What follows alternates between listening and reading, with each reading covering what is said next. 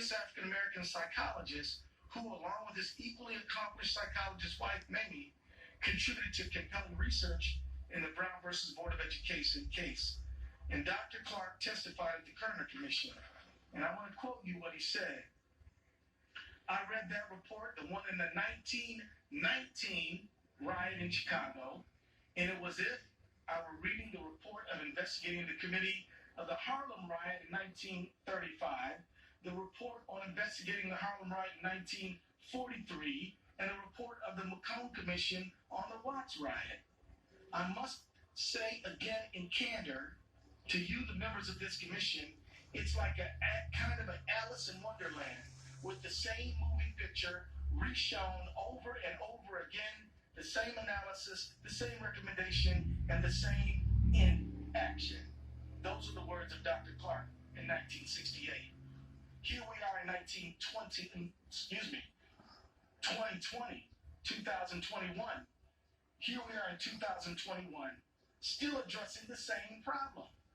Since Dr. Clark testified, we have seen Rodney King, Abner Louima, Oscar Grant, Eric Garner, Michael Brown, Freddie Gray, Sandra Bland, Philando Castile, Laquan McDonald, Stephon Clark, Atiana Jefferson, Anton Black, Breonna Taylor, and now Dante Wright and Adam Toledo.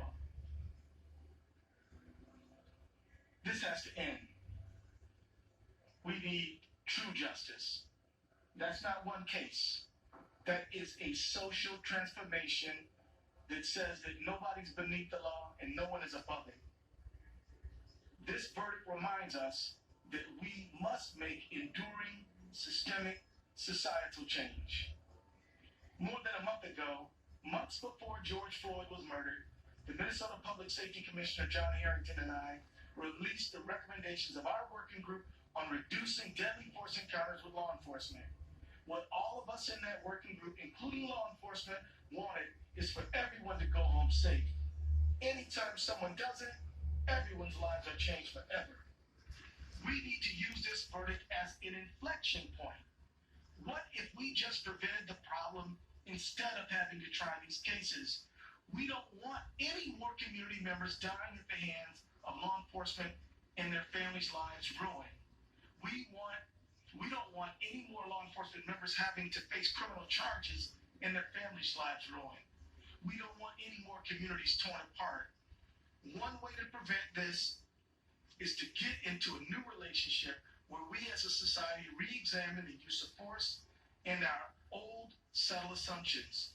I'm so proud of Chief Arredondo and the Minneapolis police officers who by their testimony said enough is enough. And another way to prevent it is by acknowledging and lifting up everyone's humanity, helping communities heal, and officers be well. Another way to prevent it is with accountability. Passing laws and instituting policies and training is important, but they must be more than words on paper, and there must be accountability for violating them. With this verdict, we've brought some accountability. Finally, this verdict demands us to never give up the hope that we can make enduring change. Generations of people said slavery would never end. Generations said Jim Crow would never end. Generations said women would never be equal to men. Generations said if you were different in any way, you could never be a full and equal member of our society. Today, we have to end this travesty of recurring, enduring deaths at the hands of law enforcement. Those beliefs are things we have to focus our attention on. And as I now do close, I just want to say to you, the work of our generation is to put unaccountable law enforcement behind us. It's time to transform the relationship between community and the people who are sworn to protect them from one that is mistrustful, suspicious, and in some cases terrifying, into one that is empathetic, compassionate, and affirming. That will benefit everyone, including police officers who deserve to serve in a profession that is honored, in departments where they don't have to worry about colleagues who don't follow the rules. Now that work is in your hands. The work of our generation is to put an end to the vestiges of Jim Crow and the centuries of trauma and finally put an end to racism. We can end it. It doesn't have to be with us into the future if we decide now to have true liberty and justice for all. The work of our generation is to say goodbye to old practices that don't serve us anymore and to put them all behind us. One conviction, even one like this one can create a powerful new opening to shed old practices